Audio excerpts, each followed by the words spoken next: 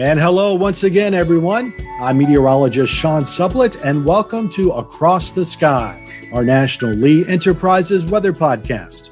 Lee Enterprises has print and digital news operations in 77 locations across the country, including at my home base in Richmond, Virginia. And I'm joined by my meteorologist colleagues across the sky and across the country, Matt Hollander in Chicago, Kirsten Lang in Tulsa, and Joe Martucci in Atlantic City. So let's go around the horn, see how everybody's doing. Matt, let's start with you. How are things in the Midwest? Doing pretty good. Just got back from a vacation in Colorado, actually. We went out and visited my grandmother and was out there in the mountains up in Silverthorne, Colorado, and highs were just in the 60s. And then at night was cooling down to 30s. So it was definitely still jacket weather. But then I come back to Chicago and oh my gosh, highs in the low 90s and we're breaking records. So that was a little bit of a shock to the system because when I left Chicago, it was quite chilly. So just a few days and that's the Midwest for you. Things change dramatically. Yeah, I mean, I'd been watching I just looked at the NCEI temperature analysis for April and how you guys have been chilly for a lot of the spring. So this has got to come as quite a shock to the system for sure. But farther southward in Oklahoma, Kirsten Lang joins us from the Tulsa World. How are things in Tulsa, Kirsten? It's hot here too. It's like everyone keeps asking, where did spring go? Because we just jump straight to summer. But yeah, things are pretty quiet. We have the PGA coming here next week, and so it's a big deal for Tulsa. Yeah, it's a real big deal. We've been leading up to this, and so a lot of people have been asking about the weather for that too. And thankfully for them, I don't think we're going to be seeing anything crazy, but it is going to be hot, just even continuing into next week. So hopefully Tiger Woods, brought his visor and his caddy has some stuff for him to keep him cool. I don't know, but it's hot here for sure. Oh my gosh, I imagine. And Joe Martucci there in South Jersey at the Press of Atlantic City. Joe, I know you, like me on the East Coast here, have been dealing with onshore winds for a long time, but you are right on the coast. How are you guys holding up after all that coastal flooding? Well, they say God rested on the seventh day. This storm has not rested on the seventh day. There has been no rest. We are on day 7 of this. It'll probably be day 11 by the time everyone's listening to this. But on a serious note, we did okay. There were areas of beach erosion. Saturday, May the 6th, saw severe wind gusts. We actually had a house collapse in Stone Harbor, New Jersey. Oh, yeah. Or in Middle Township in Cape May County, similar to the photo I think everyone saw in North Carolina, a similar situation. Some power outages, some coastal flooding for sure. It's just, it could have been worse. But I think overall it kind of went as forecast. So I will take that, but we're still dealing with this. Day 7 today. This thing just moved offshore on Sunday and has just sat there and spun, almost a Rex block. Yeah. For those in the know about atmospheric conditions, but that pattern finally going to start to break down the next couple of days, and it just really emphasizes how weather does play an impact in our daily lives. We talked a lot about tornadoes in the last few weeks. We're still in the core of tornado season. If you haven't already, take a quick listen to last week's podcast with Kim Clucko-McLean, where we talked about how people react to severe storm warnings.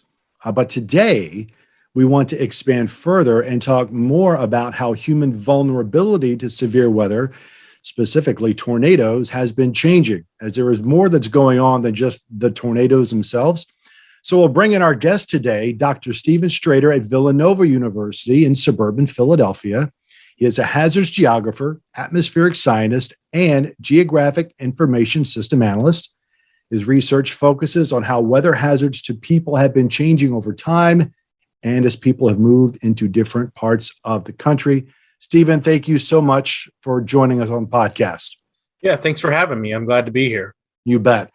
Please tell us a little bit how you got involved in this field and expand a little bit about what your research entails. Yeah, it's really come full circle for me. I grew up in southern Indiana and Evansville, Indiana. And right about the time I was getting ready to graduate high school, an EF3 tornado in the middle of the night, 2:30 a.m. in November, went right through the heart of a manufactured home or a mobile home park about a mile from where I live. And it directly affected our family. My mom's best friend's husband was killed. My mom's best friend was thrown 500 yards and almost died. And I remember seeing the aftermath to that and thinking, this is interesting. And why does this keep happening? And, to bring it full circle, I ended up going to Indiana University to get my degree in geography and atmospheric science. And then I hopped up even closer to Chicago at Northern Illinois University, where I got my master's and PhD. And been at Villanova since 2016. And one of the big factors and things that I look at now is tornadoes in manufactured homes and how damages and destruction is changing due to both our changing society as well as our climate. Yeah, and that's always been something that people have had an interest in, for sure. But you have really taken a lot of this research, as the saying goes, to the next level, really showing how tornadoes impact people very differently in the Mid-Atlantic versus the Southeast versus the plains. And that's where the first question I wanted to start with. The term tornado alley, which is, I think, locked into the consciousness of so many people, as we begin to look more at where tornadoes do the most damage, who is at risk, there seems to be kind of this underground idea that the term tornado alley is getting outdated and maybe should just be shelved entirely. So could you talk a little bit about what your research has shown about where and who is at greatest risk from tornadoes? Yeah, so if you look at where tornadoes are most common, we think of the tornado that's dancing in the background of the movie Wizard of Oz, that sepia tornado that's just sort of going through the middle of nowhere in Kansas. And you wouldn't be wrong. I mean, that's where a lot of people storm chase, storms move slower there. But the one thing that region has working for it is it's very rural. There's no people. In fact, I've been in a number of storm chases where, the number of people are outnumbered 10-1 by the number of cattle in the same county. So it's a really sparsely populated region. But if you look at where tornado deaths occur, we don't see it in the Central Plains because of that. We really see the Southeast show up. And the Southeast United States has a number of factors that relate to greater mortality. And I think of this as sort of this stretch from central Arkansas through Memphis down into Mississippi and Alabama and Tennessee, where we have factors like high poverty, greater number of nocturnal tornadoes, faster storm speeds, and probably one of the biggest controls of that is just a much higher population density, and along with that, a much greater number of manufactured or mobile homes in these regions as well. Yeah, speaking about the mobile homes, one thing that's always struck me is with these mobile home parks, it seems like there's a large number that don't have storm shelters. And I've always thought, if we had more of these trailer parks, mobile home parks, manufactured home parks, whatever the term you want to use, if more had storm shelters or some place where people could get out, because we always tell people to get out of a mobile home, but what we tell people to do is get in their car and drive to the nearest permanent building. And in some cases, that can be really far away. So it just seems like, I understand that not everyone is in a mobile home park, but for those that do, why don't more have storm shelters? Also, just how many have you come across any numbers on the number of mobile home parks that do have storm shelters? And then why don't all of them have storm shelters? What's the limitation holding back? Yeah, so we run into this magic bullet solution, right? I think what we like to say is put more public shelters out there and people will use them. Unfortunately, that's not going to work everywhere. For instance, if you look at any other place throughout the United States, except for the Southeast, that's a great solution, because zoning laws dictate that manufactured homes have to be built in communities. And that's a perfect place to put one of those shelters. You can run down the street and get to it. It's not very far away. In the Southeast, we see something different, where 80% or more of manufactured homes are not in manufactured home parks. They're isolated on plots of land individually in the rural areas, or what we call the ex-urban regions, just outside of the city. So if the best way to say this is in a colloquial term is they're peppered throughout the rural areas. You're sort of birdshot everywhere. So when we talk to individual emergency managers for counties in, say, Alabama, and we say, well, do you want a permanent shelter? Do you want a public shelter? And they say, we would, but we don't know where to put it. Our residents are everywhere. And we're telling people, and this is some of the issues, we're telling people you need to, and FEMA, National Weather Service, NOAA, all of them say, if you're in a manufactured home, you need to get out and get to safety. But if people wait for the warning, it's too late because the average warning lead time is about 13 minutes. And when we did the analysis in places like Alabama, most manufactured housing residents are more than 20 minutes away from the nearest shelter. So what we look for are multiple solutions to the problem. And what we find is that a lot of people in these manufactured homes in the Southeast, their fight or flight mechanism kicks in and they go, it's middle of the night. I'm on oxygen. I'm immobile. I have kids. I have one vehicle and it's not really up to par for driving a far distance. We don't know where the tornado's coming from. We can't see the tornado because of the tree cover. So what do? They stay put and they just hope. And then they put their best foot forward. So it's a tricky situation. And we have to be careful on just saying that's the ultimate fix. There's a lot of other things that we can do to improve their safety going forward, in addition to public shelters. So like, what would that in between kind of watch and warning look like? Like, do you think the box would be bigger than a warning? Do you think, like, do we even need watches? Maybe. I mean, because I don't know, like the way I see it, right? I mean, the watch, right? Like I've been in tornado watches before. Obviously, I'm not doing anything specific besides just thinking about what to do. Should, the purpose of these, whatever this in-between hazard is, I think that's the one where you want to trigger the action, right? So like, I don't know. Do you have an idea for like what the best way to go about that is? Yeah, that's a great question, Joe. What we find is we tell people right now the best thing that they can do with current advisories, the way that they are, is when the tornado watch comes out, start making your plans to get to your shelter. We know that comes with problems because people are going to be at work if it's during the daytime. They have kids. They have other priorities that they have to, putting food on the table is priority one. They can't just leave their place of work and go to the shelter. So if you wait for the warning, it's too late, right? That's the issue. So what I'm really advocating for going forward, and there's probably a few of us that are doing this, and it's going to take a while to get there, is an intermediate product would be ideal. A call to shelter action product, sometime between the watch and the warning, and maybe in the hour time frame. I think that's what we're looking at. The issues with going forward and just saying, let's do that, is we don't know if that's going to overwhelm the public. And this gets into some of Dr. Cloko McLean's work in the messaging. They may get to the point where they go, this is too much for us. We don't know what the difference between a watch and a warning is to begin with. So now you're giving us this third product. What do we do? So it really takes some testing, and it's going to take a group of individuals to look at something like an intermediate product in between watch or warning.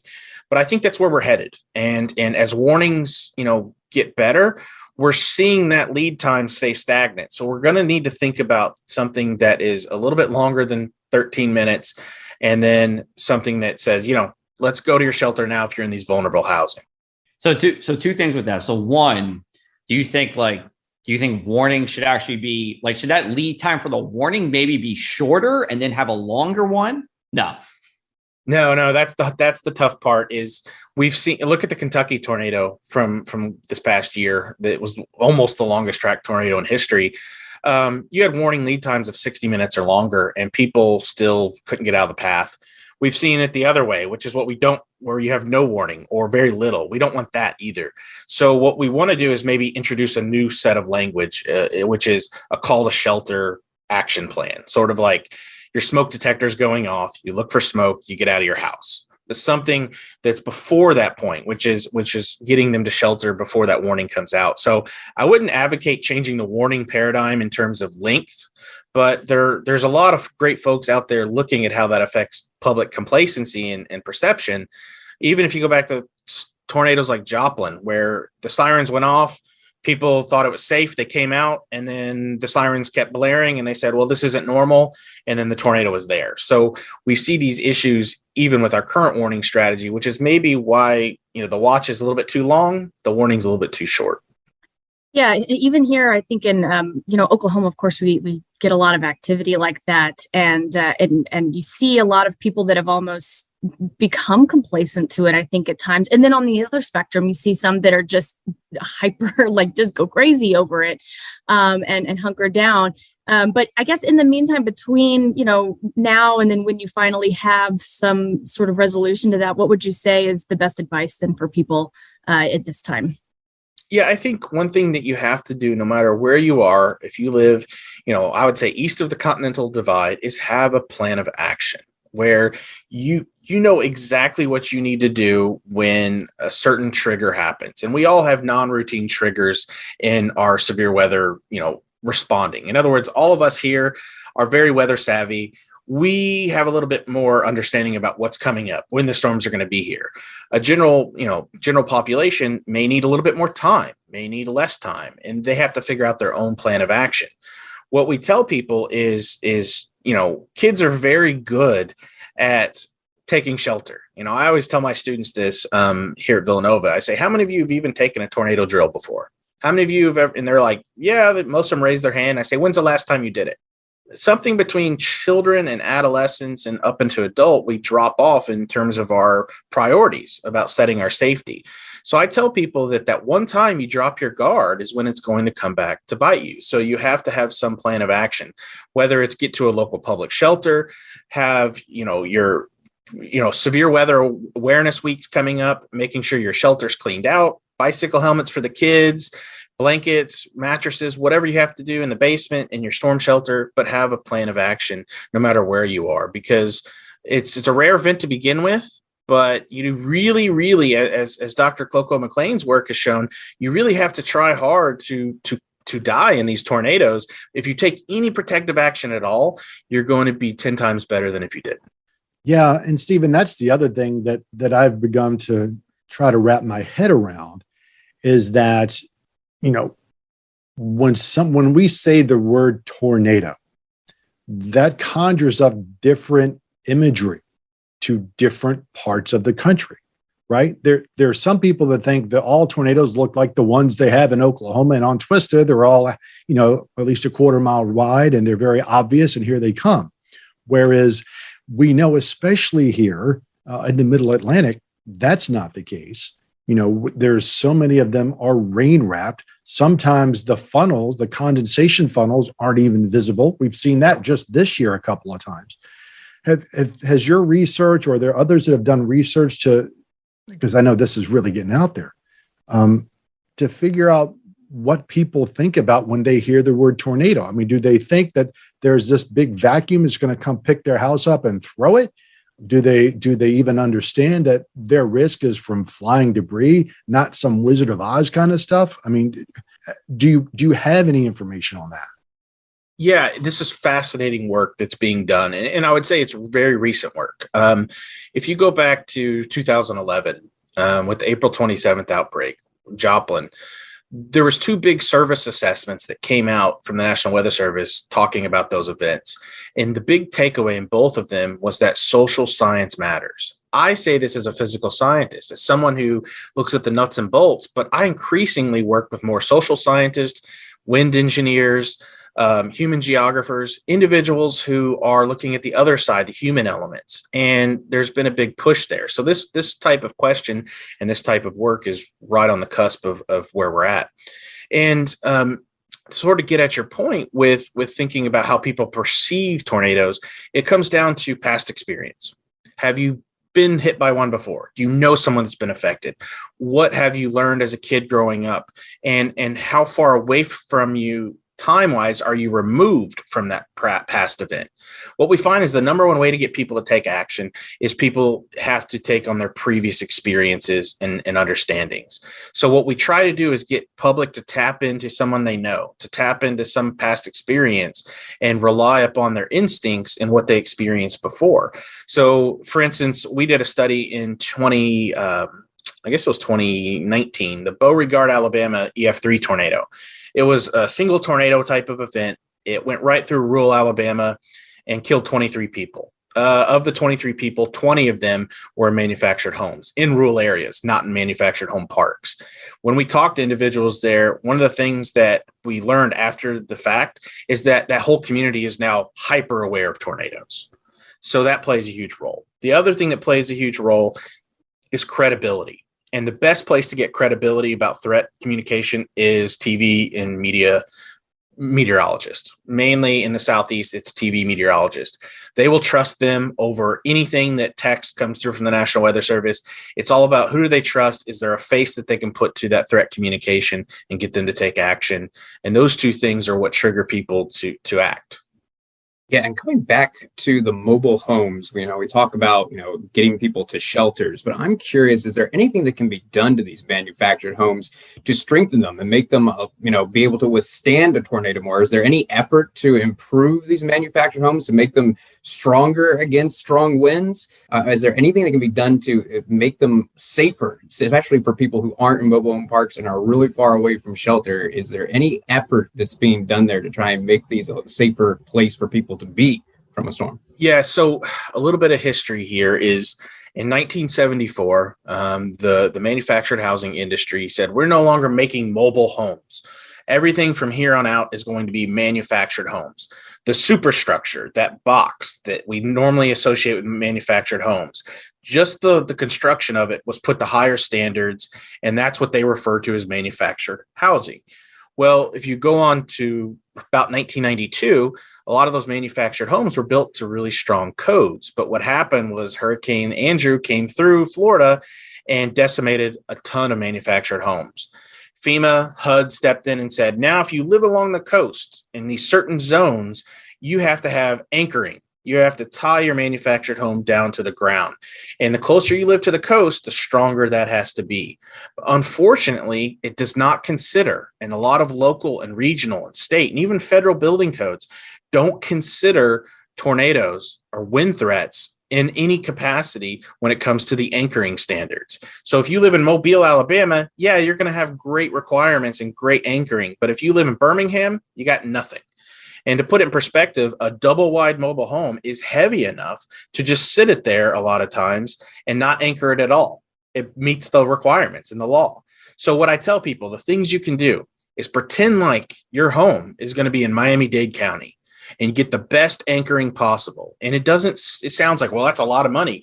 We're finding out that it's pennies on the dollar of your initial mortgage and what you pay month to month. It may be a few extra dollars here or there, but over the life of time of you paying off that manufactured home, it could be very well the difference between life and death. When we see people die in manufactured homes, they die when the floor of the manufactured home fails first. What we want is a progression of failures from top to bottom of the structure. So if your floor comes out from underneath of you, you have nowhere else to go. If your roof gets blown off, you're protected by your walls. So the only way to ensure that is to spend the money and make sure you have the proper anchoring, that you have the proper inspection every so often, because steel anchoring is going to rust in the Southeast with high humidity and moisture, and continue to do that. That right there would be unbelievable if we could get people to do that, which brings you to the point where, not trying to be too long-winded here, but is anyone doing anything about that? Not really. We're trying. There's people out there like Fortified Homes, people out there. There's a lot of nonprofits out there, but it takes a whole lot of effort. And we always come back to the question, who pays for it? So it's a difficult journey that we're going down, and there's a lot of us working on that journey, but there's only so much that a researcher from Villanova can do. And it takes a grassroots effort. And if an individual comes up and asks me, that's what I tell them to do. So anchor their home. Yeah. So Stephen, it's really kind of locality dependent then, correct? In terms of coding?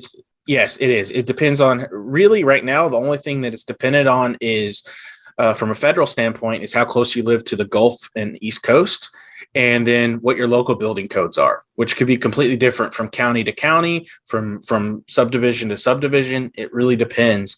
And then, of course, what we're assuming here is that that's all followed perfectly. Right.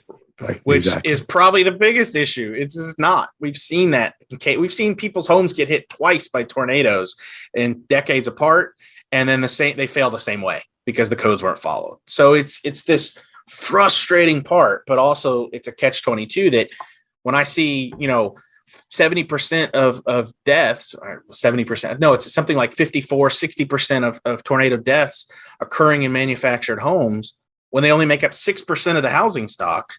It's a critical factor. We have to talk about it. No question. It is a conversation that needs to continue. We're going to take a little bit of a break and come back. And I do want to expand a little further on the manufactured housing thing with tornadoes, because I can remember years ago hearing about this as an issue. So we'll be right back. You're listening to the Across the Sky podcast.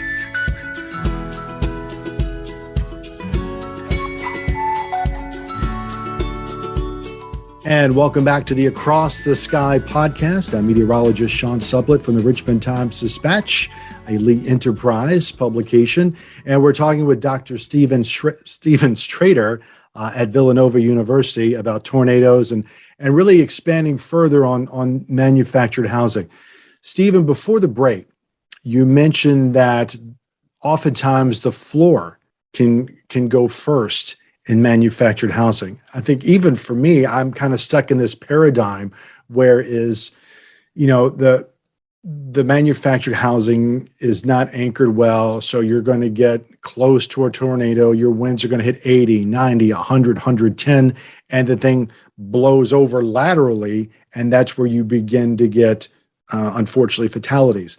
Explain more about this concept of the floor failing, because that intuitively, that doesn't strike me as an initial problem.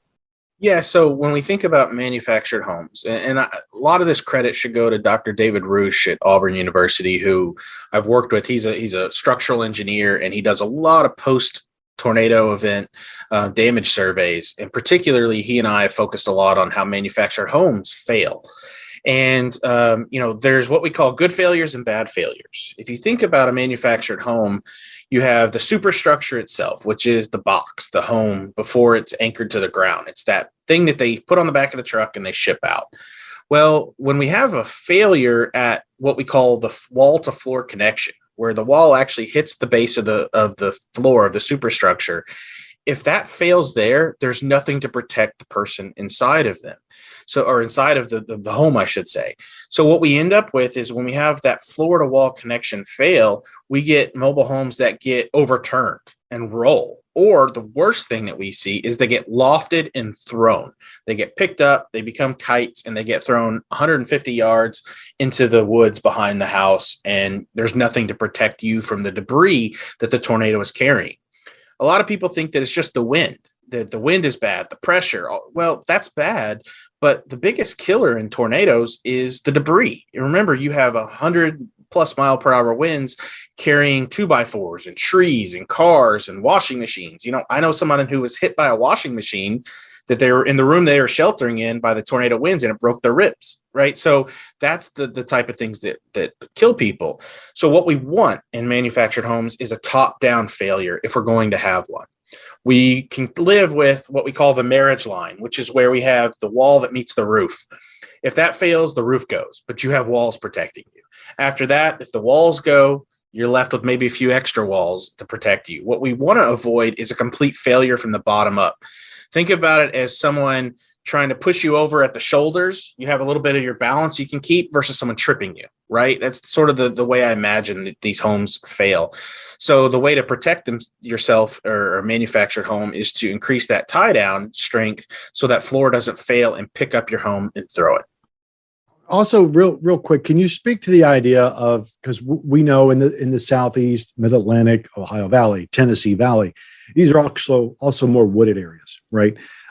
Do we see more of this idea that the trees are picked up and lofted and tossed, and there's a lot of damage that way, as opposed to in the plains, further increasing the vulnerability? Because I've got family that live in a manufactured home, and they live in a relatively forested area. I mean, and I think about that all the time when a tornado watch goes out. Can you speak to that point at least a little bit?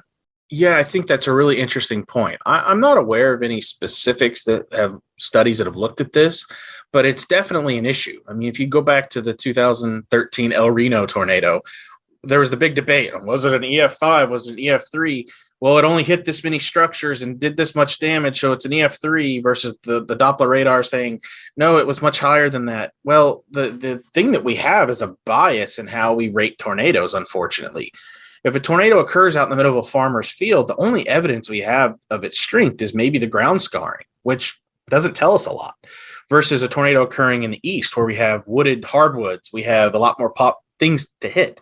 What we call those as damage indicators. And well, when you have trees and you have the centrifuging of material, you can see how much damage that it can cause. All you have to do is hop on YouTube and go look up Joplin tornado footage security cam. There's a great couple of footages where people have, outdoor cameras on their house, and you can see the debris and what it does. The trampoline gets picked up and thrown into the house. The neighbor's car gets slid into the drive. All these things happen. And we saw this in Andover this year in Kansas with that drill bit tornado, where it was a very narrow tornado, maybe the size of a street width. It's a very narrow, but the debris it was carrying, it picked up and moved cars. That's what would hurt you if you were in that path. So there is something to this. And more importantly, especially if it's a dense neighborhood with cars and trees and everybody's got a swing, those things are now objects moving at 150 miles per hour that can go right through your house. That's the media picture, right? The 2x4 through the tree. That we see that all the time. And that's the stuff that I think, well, you're either lucky or you're not lucky. So we tell people to cover up, put something over them to protect them from that debris the best they can. Stephen, let's talk again, if it's okay, about the, Tornado Alley in general and kind of the shift that has been seen as far as the frequency of tornadoes. Again, what have you seen in your studies with that? Do you think that it's moving? Is it kind of is it a cycle? Like, how have you seen things with that? Yeah, so it's a good friend of mine that conducted, or two good friends of mine that conducted the research, Dr. Victor Gensini and Dr. Harold Brooks, looked at how tornado days and the number of days of tornadoes are shifting towards the Mississippi River Valley and sort of Memphis region. And it's only 1 to 2 events or days per decade. So it's a very subtle shift. The problem is, and they would agree to this, is that we don't know if it's a climate change factor. We don't know if it's a factor of reporting. It could be a factor of just that population density reporting more tornadoes in the eastern U.S. that we maybe didn't see 30, 40 years ago. We also don't know if it's a factor of sort of natural variability. We don't know that. The scary part is if it is happening, we now have a compounding issue. We have an already vulnerable and highly exposed population in the eastern half of the U.S., particularly the Southeast and the Midwest, which has a large number of highly dense populated cities like Indianapolis, Nashville, Louisville, et cetera, even Chicago. So if we do see that compounding effect of climate change shifting tornadoes towards the east, even a little bit, it's just going to exacerbate. It's going to throw gasoline on the fire of the tornado disaster landscape we already have. And that's a big concern of mine, because if you look at my prior research, the number one concern right now in the future is our continuing growing population, our growing built environment. We're building more stuff than ever before. Those things are subject to being hit by tornadoes. Now, if we're adding more tornadoes to the mix, we are supercharging our disasters, unfortunately. I'm thinking about, and you're at Villanova, so we're close in Jersey here. Our area, right? We don't get a lot of tornadoes, last year being the exception, of course. But just in general, like, what do you have to say about people in vulnerability in these mobile homes and areas where you don't usually see tornadoes, but of course they will happen, on occasion in the area? Yeah, I think the key here is education. We have to continue to educate people that tornadoes can happen here. Good example is the remnants of Hurricane Ida. Yeah. That tornado that went right through New Jersey. If someone would not have told me that was in New Jersey, I would have sworn that tornado was in the Central Plains. It looked identical. Yeah. So when people say there's a difference in tornadoes in the Northeast versus the Central Plains, no, the only difference is the difference in environments, the difference in severe weather ingredients. And that was a day where we had those things in place, and those ingredients produced a violent or a very strong tornado that I'm surprised wasn't more damaging and deadly than it was. So I tell people to make sure you're educated, even on the small hazards. We think about, nobody gets freaked out when it's going to be rain. But once we start thinking about 3 days of heavy precipitation, like we had this past weekend here in Philly, you start seeing localized flooding and your awareness gets raised. What I would love to see is the general population, even in the Northeast, start having that awareness come up, saying, hey, it is summer, severe weather is possible. And we have a lot of wooded areas here. These are wind hazards. Be careful. Trees can fall through your home. Power lines can fall.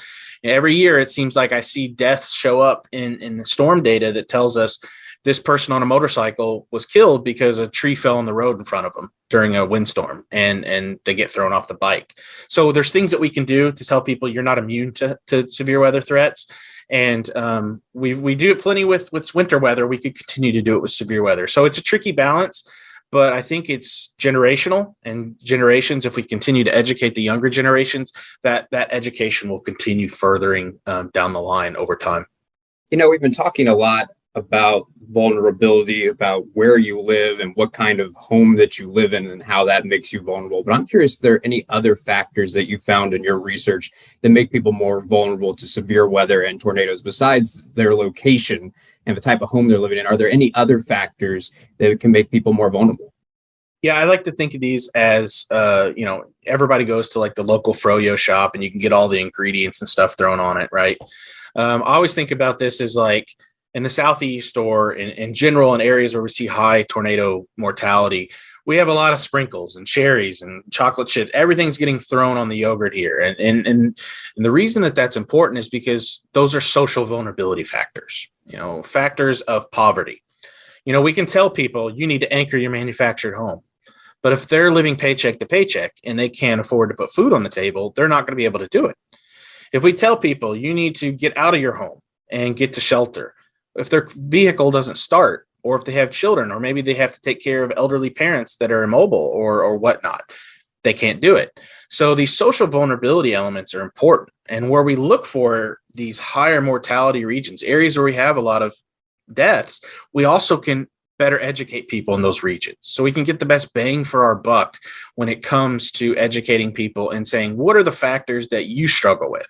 So we've talked to people, we've discussed, and one of the fascinating things we've learned over the last decade is we used to assume that all these people who were living in poverty, manufactured homes, poorly educated, didn't know anything about tornadoes. No, the opposite. They are as much educated, if not more so, than the general population, than that person who lives in a permanent home. In fact, what we find is that there's this sheltering paradox. And this comes from work from Dr. Kevin Ash at University of Florida as a part of a research team we were both on. What he found was that those people were telling to flee their home and take shelter lack the self-efficacy to do that. They don't have the ability to take the shelter, but know they need to. Those that don't need to can. So they end up in this paradox where they know they don't want to be there, but they have to be because all those social vulnerability factors are controlling them. It's like, as my dad would say, is money doesn't grow on trees, or you can't get blood from the turnip, right? You can't do those things because you just can't control it. We'd all like to make more money and be not living in a manufactured home, but that's not the reality. And those are the factors that make my job very difficult. How do you save lives on top of that? Well, that's literally the $1 billion question. And there's a lot of people working towards that. Yeah, Stephen, that is one thing. I was at a National Weather Association talk or conference last year. And that's one of those things that I think a lot of people who work in weather communications is starting to come to terms with, understanding that we can say, go do X and Y or go leave, but really coming to terms with the fact that some people just can't. I mean, they just can't. So what do you tell those people? And again, that's another whole question beyond the time we have here today.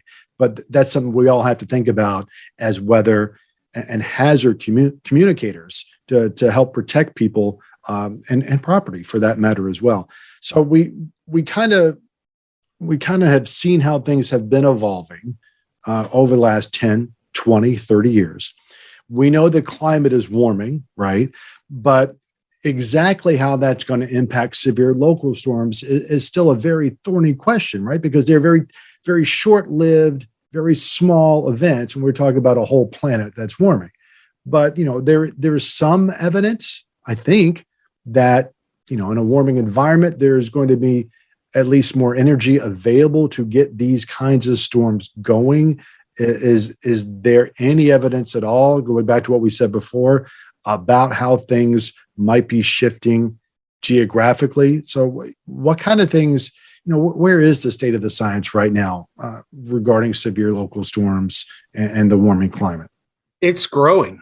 I think back to 2011, 2013, in that time period, and seeing the very first study that came out from Dr. Noah Diffenbaugh at Stanford and Dr. Jeff Trapp at formerly at Purdue, now at University of Illinois Champaign. And what they did was they took years to run these climate simulations down to the scale of severe weather. They're not even being able to look at tornadoes yet, but what they are able to look at as just what the ingredients are for these severe thunderstorms. And one of the things that we still believe is going to happen is that as the earth heats, as the atmosphere warms, we're going to have that increased instability. All that instability is going to increase. Along with that increase in temperature, we're going to have increase in moisture. The one question mark we've had for a while is our wind shear. We expect that wind shear is going to decrease, due to the poles getting warmer, the equator staying roughly the same temperature, and you have that difference in wind speeds, and then you're losing shear. But what they found in the simulations that was mind-boggling to me was that those days where we didn't have strong enough wind shear didn't matter. The days where our other two severe weather ingredients, moisture, shear, instability, or moisture, instability, and lifting mechanisms are all occurring on days where we have sufficient shear. And what our best guess is somewhere 40 to 50% increase in severe weather potential in the number of days supportive of extreme winds, or I should say severe winds, severe hail, or tornadoes by 2100. And that's underneath of a pretty consistent warming scenario to what we're seeing currently, unless we do something drastically to reduce our emissions and cool the planet. And we also see some work coming out right now and very soon looking at supercells, looking at the storms that produce the most tornadoes. So we're getting better. Computational issues that we run into from years and years ago are getting faster. Machines are getting better. We're getting smarter, and we're learning more about it. And over time, that knowledge will continue to increase going forward. But right now, it doesn't look good. It looks like we're going to be dealing with more severe weather going forward. And when you compile that on top of our growing population, our growing built environment, those two sides of the disaster coin are starting to stack the deck against us, which is why we need action now to improve safety. We need to invest in infrastructure, and we need to make sure that we're better educating people, or we're just going to be doomed to repeat the past. And in this case, it could be worse.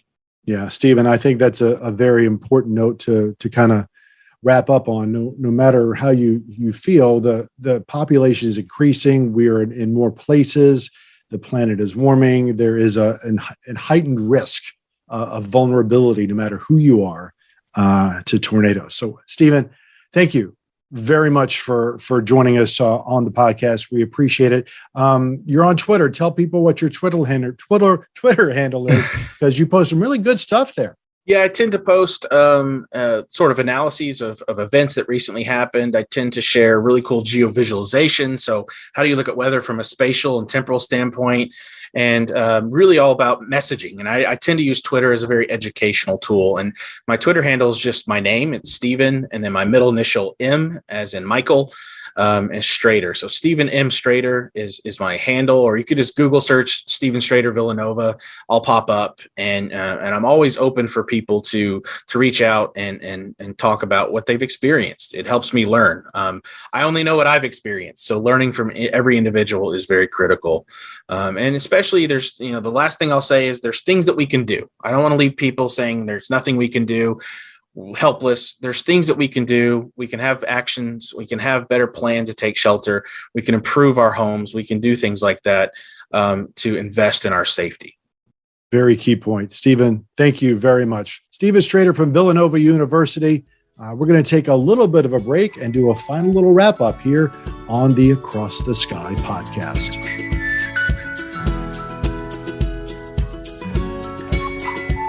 And welcome back to the Across the Sky podcast. I'm meteorologist Sean Sublett from Lee Enterprises Richmond Times-Dispatch. And the four of us just want to wrap up real quick some very, very enlightening information from Dr. Stephen Strader at Villanova, talking about tornadoes, vulnerability, manufactured housing. And Matt, you had something that we were talking about offline a little bit, especially given kind of where we are economically right now as a country. Yeah, one thing that kept coming up, in Stephen's talk is just how vulnerable you are if you're in a manufactured home. And, still for the time being is a relatively small percentage of the population lives in manufactured homes, but I have a feeling that's going to be increasing with the way the cost of housing is increasing, whether you're renting or owning a home. Manufactured homes suddenly seems like a very enticing option, much more affordable. And so I have a feeling a lot more people might actually be looking into that.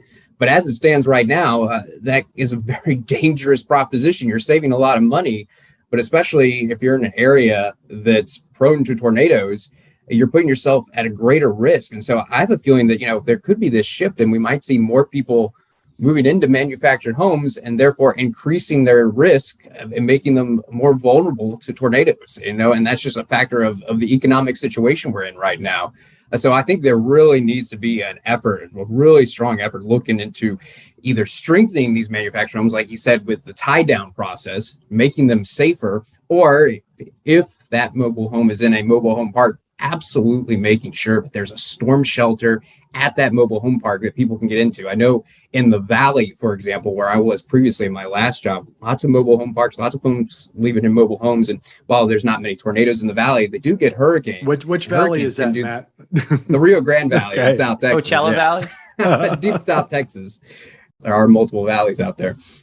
But, a lot of folks do live in mobile homes there. And a lot of the mobile home parks that are there do not have storm shelters, which, very prone area for hurricanes, not so much tornadoes. And I just saw that in the Valley in general, and I'm sure that's in other places as well. A lot of mobile home parks and trail parks that don't have storm shelters. I think that should be a requirement. If one is going to open up, it should absolutely have a storm shelter that people can seek shelter in. I second that too. I mean, it's especially this part of the country too, in Tulsa and in Oklahoma. I'm actually surprised maybe in a way that it already hasn't been something that's been implemented with these mobile home sites, just especially I guess here in Oklahoma, just with the frequency with which we see these storms. Hopefully though, these people are the ones that do, take that residence. Hopefully they do have a place that they can go to whenever, a relative's home, or someplace they can head to whenever this kind of thing is a possibility. But even listening to his discussions on the watches and warnings, I think that that there is definitely this sense of complacency sometimes. Especially, I know I keep saying especially here, but here in Tulsa with this, because I can't even tell you this time of year, we're under watches maybe once, twice, sometimes 3 times a week if it's really busy during May and June. And getting people to take it seriously and really, make sure they have a plan is just important. Yeah. I mean, I kind of agree with what everybody else said. I mean, we don't have that many mobile or whatever manufactured home parks here in New Jersey, but there are ones that are around. And in fact, we had we did have a tornado go through one during, I think it was last summer. And there was some significant damage to a couple of homes. It was actually in Upper Township, which is in Cape May County, not too far away from the beach there. And it kind of cut through. And I remember going and you'd see some of them toppled over, and some people, you got to talk to people. I talked with a few people there, and some people were just like, we didn't know what to do. I mean, there was nowhere to really run and hide to. And, especially for us, like we have, especially in Cape May County, there's a lot of seasonal people. So they might only be there a couple months out of the year.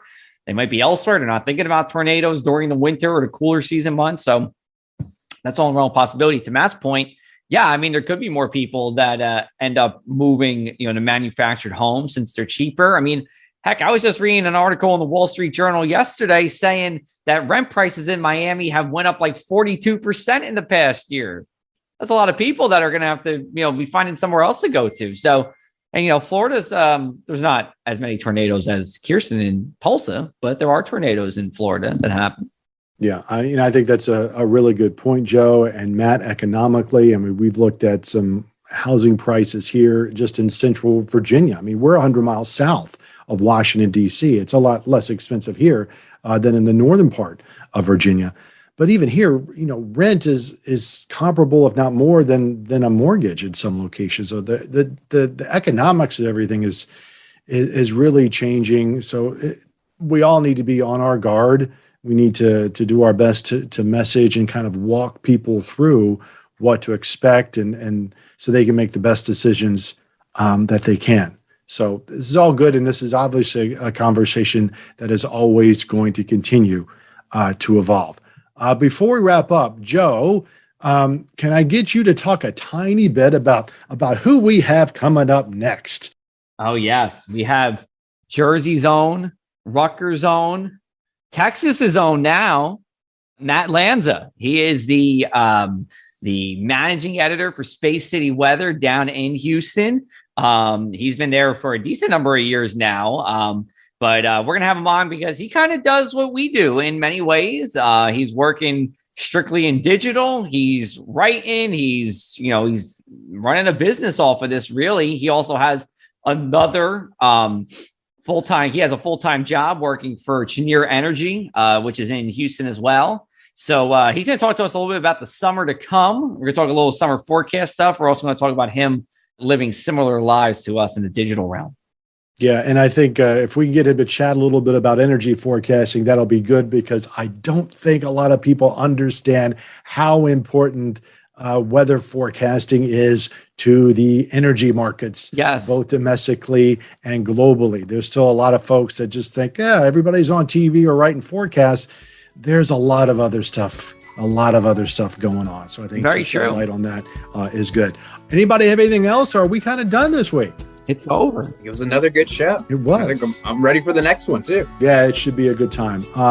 So with that, we'll say goodbye for this week. So for Joe Martucci in Atlantic City, Matt Hollander in Chicago, and Kirsten Lang in Tulsa, I'm Sean Sublett at the Richmond Times-Dispatch for the Lee Enterprises Across the Sky podcast. Thanks for joining us, and we'll talk to you next week.